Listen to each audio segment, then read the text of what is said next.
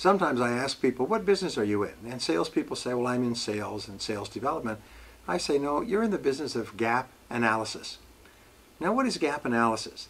Gap analysis is where you find that there is a gap between where the customer is now, we call this the real situation or the current situation, and where the customer could be in the future if he or she used your product or service.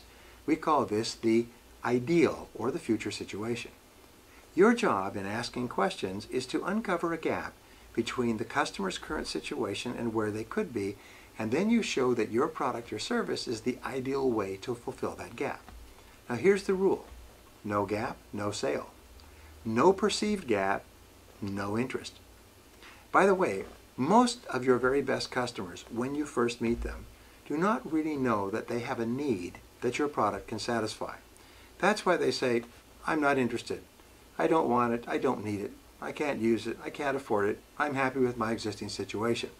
These are all normal and natural, and in a way that's good, because if they were aware that they had a gap, they were aware that they had a need that could be satisfied, they'd probably have bought it from your competitors. So, when your customer says to you, I'm not interested, don't want it, don't need it, sometimes I would say to my salespeople, just say, that's exactly why I'm calling. What? I didn't think you'd be interested. That's exactly why I'm calling. And then your job is to ask questions and find out exactly what the customer's situation is and what the customer needs that you can help them to satisfy. And you'll often find that customers are not even aware that they can be much better off with your product or service. For example, you can say, I have these pills for sale. Customer says, I have no interest at all. Well, if you take these pills on a regular basis, non-prescription, you'll lose 1 pound a day, and you'll be as fit and trim as you were at the best time in your life. I'll take them.